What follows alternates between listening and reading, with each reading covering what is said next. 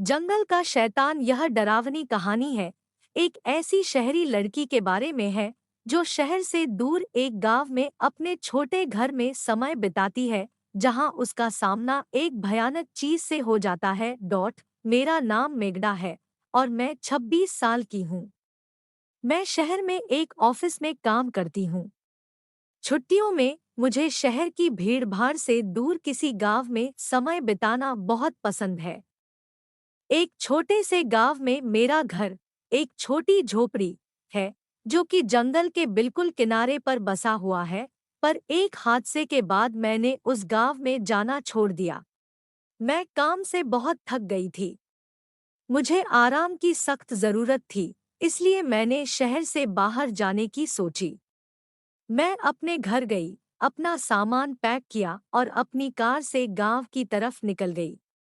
जब मैं गांव पहुंची तब शाम हो चुकी थी और मैं लॉन्ग ड्राइव की वजह से काफी थक गई थी। मैं सीधे बिस्तर पर गई और सो गई। आधी रात को मेरे कार के अलार्म के बजने के कारण मेरी नींद खुली। मैंने खिड़की से बाहर की ओर देखा, पर वहां कोई भी नहीं दिख रहा था। मैंने अपनी कार की चाबी ढूंढी और अलार्म को बंद किया। जब वह तेज अलार्म बंद हुआ तो मैं फिर से कुछ 5 मिनट बाद अलार्म तीसरी बार बजा।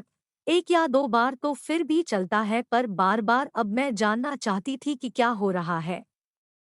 ऐसा तो नहीं कि कोई मेरे साथ मजाक कर रहा हो, पर इस समय इतनी रात को मैं पर्दे के पास खड़ी होकर देखने लगी। थोड़े समय बाद मैंने चांद की रोशनी में किसी को झाड़ियों से मेरी कार की ओर आते हुए देखा। वह जो कोई भी था वह काफी लंबा, पतला और काले रंग का था। वह कार के पास आया और उसने अपने लंबे और पतले हाथों से कार को नोक किया। फिर से अलार्म बजा, पर वह काली आकृति तेजी से वापस झाड़ियों में चली गई। उस वक्त मैं जान चुकी थी कि क्या हो रहा है। मैं डर से कांप रही थी। मैं अलार्म को बंद कर उस चीज पर नजर रखने लगी। वह चीज झाड़ियों से बाहर आई और धीरे धीरे मेरे घर के गेट के पास बढ़ने लगी। अपने एक हाथ से उसने गेट के लॉक को खोला। मैं इतना डर गई थी कि मैं हिल भी नहीं पा रही थी। मेरे दिमाग में कई तरह के बुरे विचार आ रहे थे। वो क्या है? वह मुझसे क्या चाहता है? वह क्या कर रहा है? क्या वह यहाँ से कभी जाएगा भी? मेरे शरीर में सिर से लेकर के पांव तक कपप्पी छूट गई थी। मेरा गला सूखा था और मेरा दिल जोरों से धड़क रहा था। मैं बहुत ही भयभीत थी और डर के मारे मेरे दांत किटकिटा रहे थे। मैंने खुद पर काबू पाया और मैं उतनी तेजी से नीचे चली गई जितनी तेजी से मैं जा सकती थी। मैं बस लाइट्स ऑन करने ही वाली थी कि तभी मेरे पैर जम गए। वो काली आकृति खिड़की के यहाँ खड़ी थी। वह खिड़की से अंदर की ओर देख रहा था कि कोई अंदर है या नहीं। मैं जल्दी से अपने सोफे के पीछे छुप कर देखने लगी। तब मुझे समझ आया कि कार के साथ छेड़छाड़ करना केवल उसका अपने शिकार को बाहर लाने का तरीका था। मैं उसके डरावने चेहरे से अपनी आंखों को हटा नहीं पा रही थी। उसकी चमड़ी राख की तरह थी, जिस पर सिलवटें पड़ी हुई थी। उसकी आंखें छोटी और पूरी तरह से काली थी। उसकी नाक की जगह पर दो बड़े-बड़े गड्ढे थे। उसके चेहरे पर होठों की जगह बड़े-बड़े पेने दांतों की दो लाइनें थीं। उसकी सांस बहुत भारी और डरावनी थी, जो कि खिड़की पर भाप की तरह साफ नजर आ रही थी। मैं जानती थी कि वह जाने वाला नहीं है। खिड़की के पास थोड़ी देर तक खड़े रहने के बाद मुझे उसकी फ्रंट डोर को खोलने की आवाज आई। मैंने देखा कि वह दरवाजे के हैंडल को। मैं जानती थी कि यदि इसने मुझे देख लिया तो यह कुछ भी कर अंदर आ जाएगा। मैंने अपने आप को सोफे के पीछे छिपाया।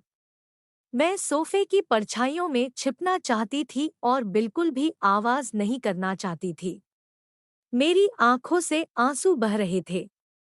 मैं अपनी नसों की आवाज सुन पा रही थी। मैं बस मरने ही वाली थी। मुझे नहीं पता मैं कितनी देर तक वहां छिपी रही। जब मैं उठी तो मैंने दरवाजे की तरफ देखा। वह जानवर जा चुका था। दरवाजा अपनी जगह पर था और सब कुछ सेफ लग रहा था।